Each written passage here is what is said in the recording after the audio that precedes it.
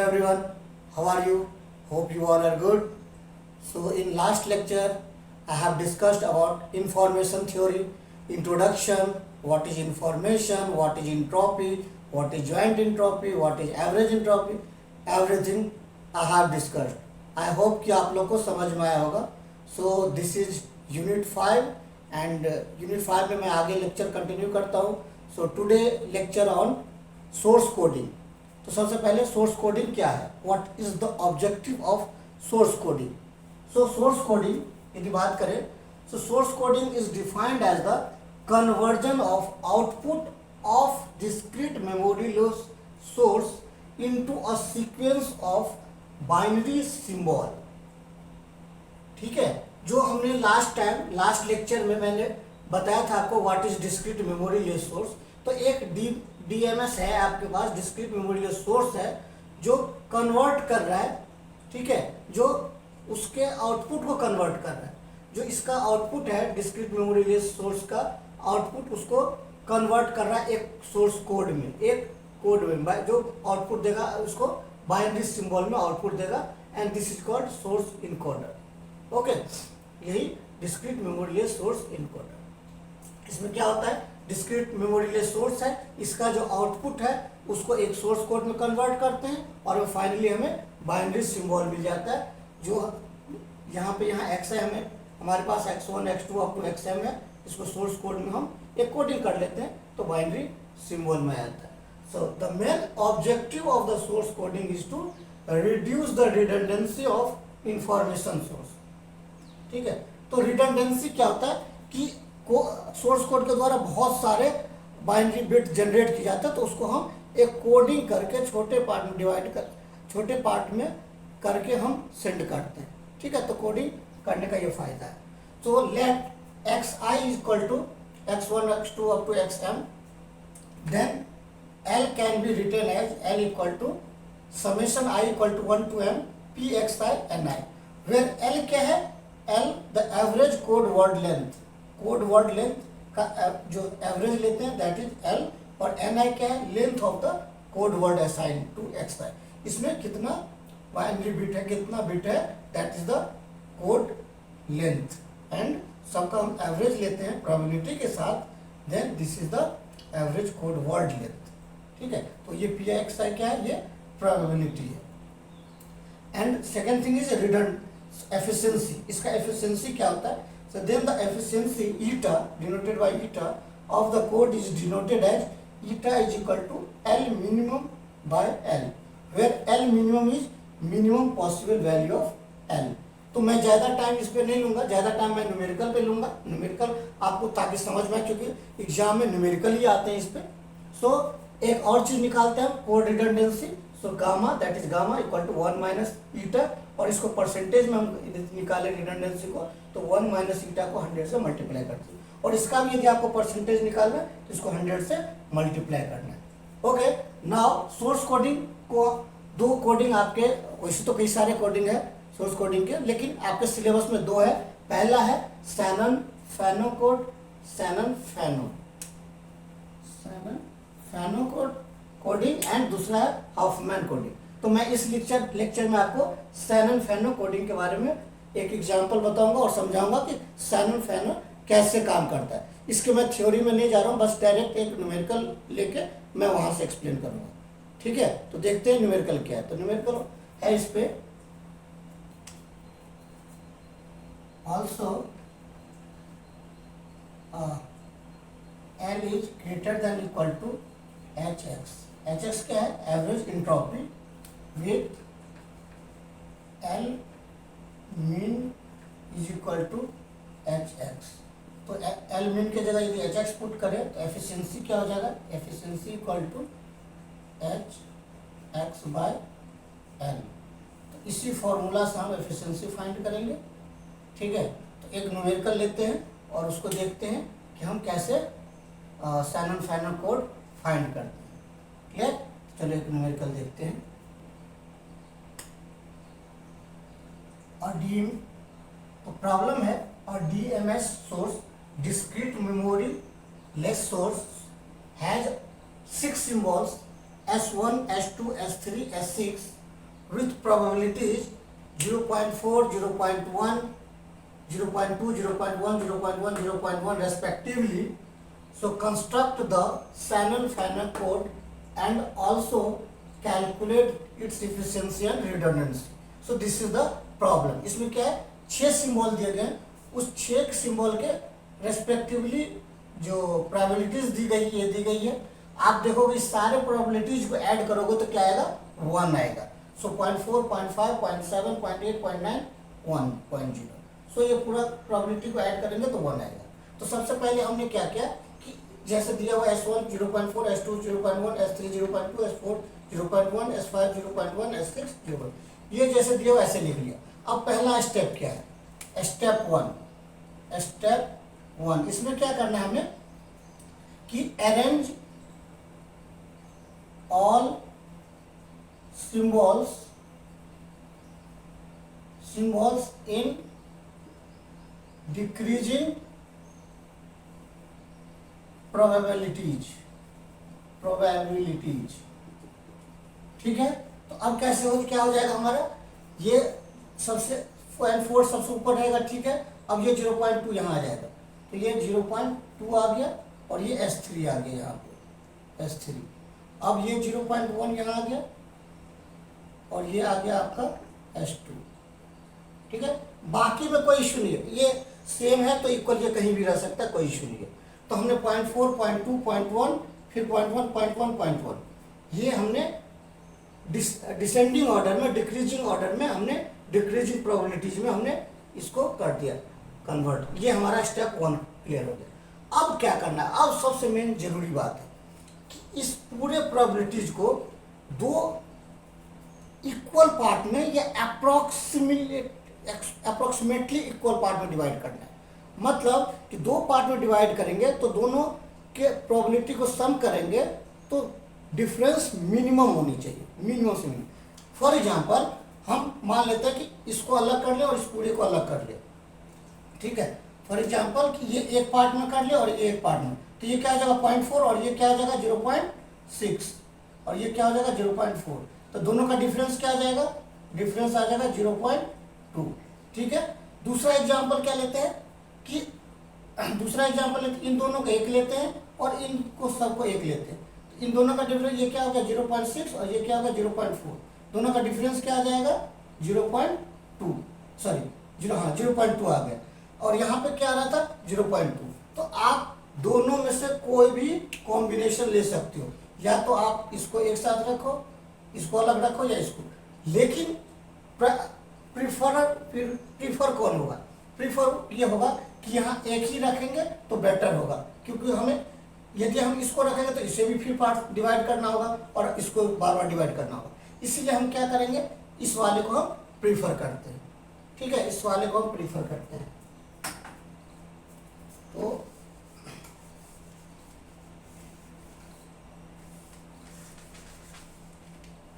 हम क्या करेंगे कि इस वाले को प्रीफर करेंगे, तो ये 2 पार्टों में डिवाइड हो गया।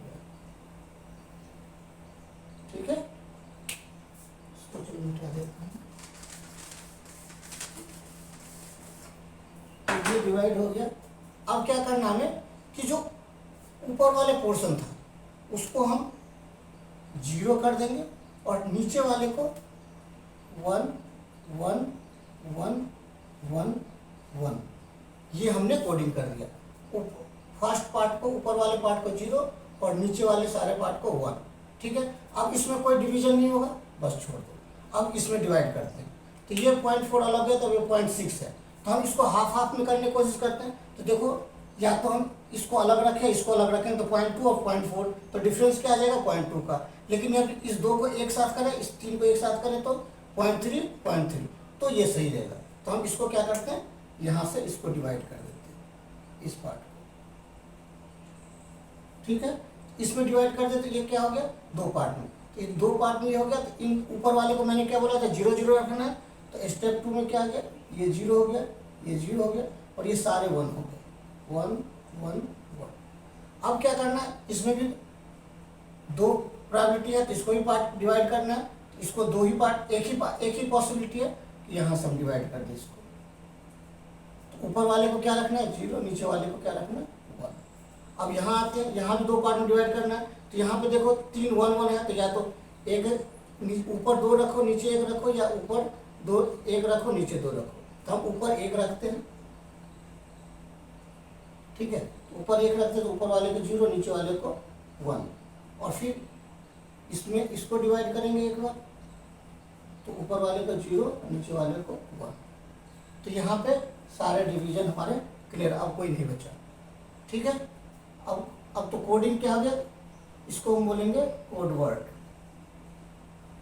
कोड वर्ड क्या आ गया हमारा, कोड वर्ड आ गया ये 0, ये आ गया 1 0 0, ये आ गया 1 0 1, ये आ गया 1 1 0, ये आ गया आपका 1 1 1 0, और ये आ गया आपका 1 1 1 1। लास्ट में हमेशा 1 1 1 आएगा। ये हो गया आपका code word. Okay, now code length. अब क्या करेंगे, कोड लेंथ, कोड लेंथ, क्योंकि इसकी जरूरत पड़ेगी हमें। तो कोड लेंथ, इसकी कोड लेंथ कितना है, एक ही बिट है, तो 1। इसकी कितनी बिट है 3, इसकी कितनी है 3, इसकी कितनी है 3, इसकी कितनी है 4, इसकी कितनी है 4। तो ये हमारा कोड लेंथ हो गया, ठीक है। यहाँ तक आई होप आप लोग को समझ में आया होगा। अब देखते हैं जो फॉर्मूला था हमारे पास, उस फॉर्मूला को यूज करके एफिशिएंसी फाइंड करेंगे। तो सबसे पहले HX फाइंड करना पड़ेगा और फिर एफिशिएंसी। तो हमें अब हमें ज़रूरत है बस केवल इसकी, ठीक है। अब इनकी कोई ज़रूरत नहीं। ये यदि आपको क्वेश्चन था ना कि construct the Shannon Fenner code, तो ये आपका हो गया कोड, शैनन फेनर कोड। लेकिन आपको ये भी फाइंड करना है, कैलकुलेट द एफिशिएंसी। तो एफिशिएंसी के लिए हम आगे इसका यूज करेंगे, और रिडंडेंसी तो वो बाद में एफिशिएंसी पे डिपेंड करता है। क्लियर, यहाँ तक आई होप समझ में आया होगा कि कैसे डिवाइड करना है। सबसे पहले आपको इस पूरे प्रोबेबिलिटीज को दो पार्ट में डिवाइड करना है, अप्रॉक्स एक इक्वल प्रोबेबिलिटी में दोनों पार्ट में, या अप्रॉक्सीमेटली मतलब मिनिमम दोनों प्रोबेबिलिटी के दोनों पार्ट के प्रोबेबिलिटीज का जो सम होगा उसमें आपस में डिफरेंस जो होगा मिनिमम होनी चाहिए। क्लियर, इतना आपको ये करना होगा। फिर उसके बाद फिर से डिवाइड करेंगे, ऊपर वाले को यदि पॉसिबल है तो ऊपर वाले को फिर दो पार्ट में, नीचे वाले को फिर जितने पार्ट में होगा तो उतने पार्ट में हम डिवाइड करते जाएंगे, ठीक है। ओके, सो कोड लेंथ की जरूरत पड़ेगी और इसमें इसकी प्रोबेबिलिटी की जरूरत पड़ेगी। प्रोबेबिलिटीज क्या था हमारे पास, ये था 0.4, ये था 0.2, ये था 0.1, 0.1, तो 0.1, ये था 0.1 की भी जरूरत पड़ेगी। तो हम लिख लेते हैं, हमारे पास फॉर्मूला क्या है, एल फाइंड कर लेते हैं।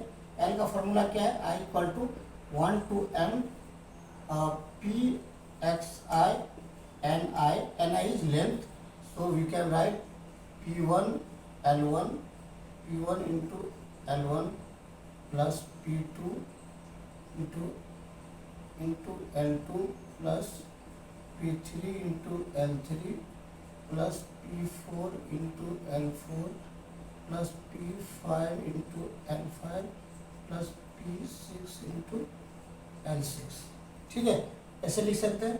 तो प्रोबेबिलिटी 1 क्या है 0.4, और कोड लेंथ क्या है 1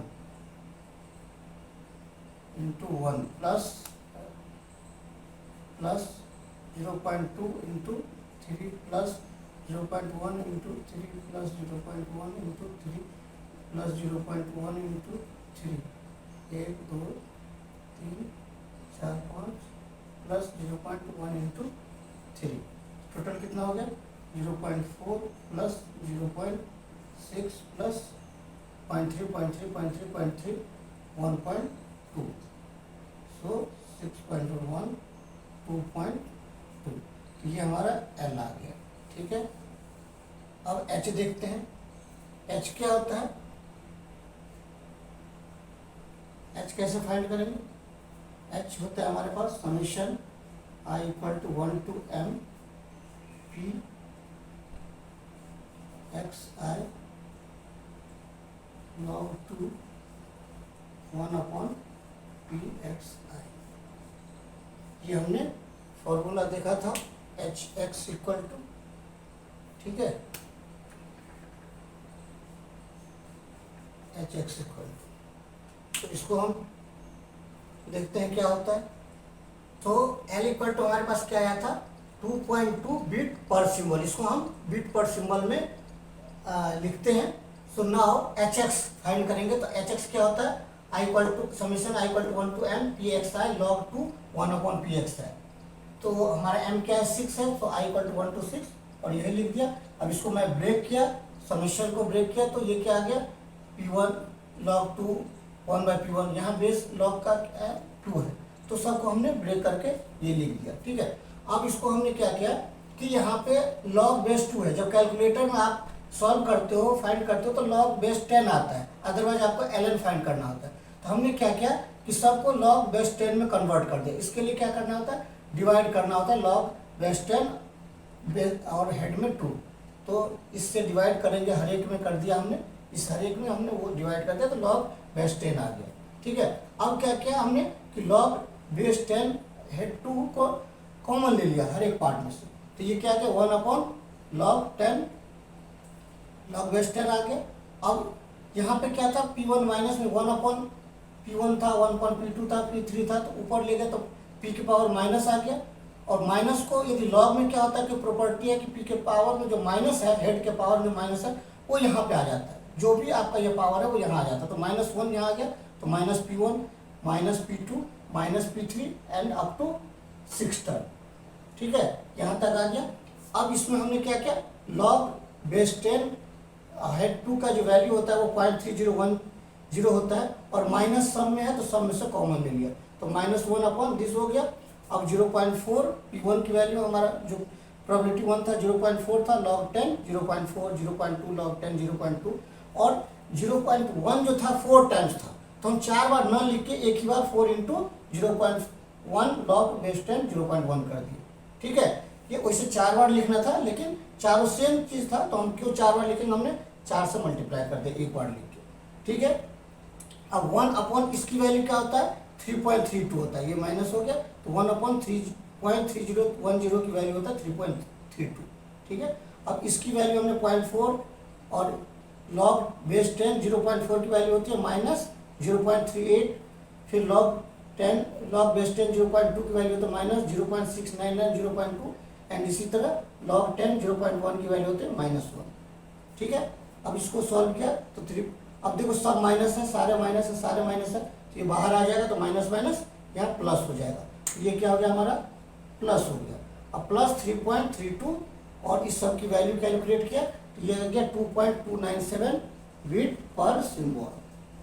ठीक है, तो यहाँ तक हमारा Hx भी आ गया और L भी आ गया। अब नेक्स्ट क्या करना है हमें, नेक्स्ट करना है कि हमें एफिशिएंसी फाइंड करना है।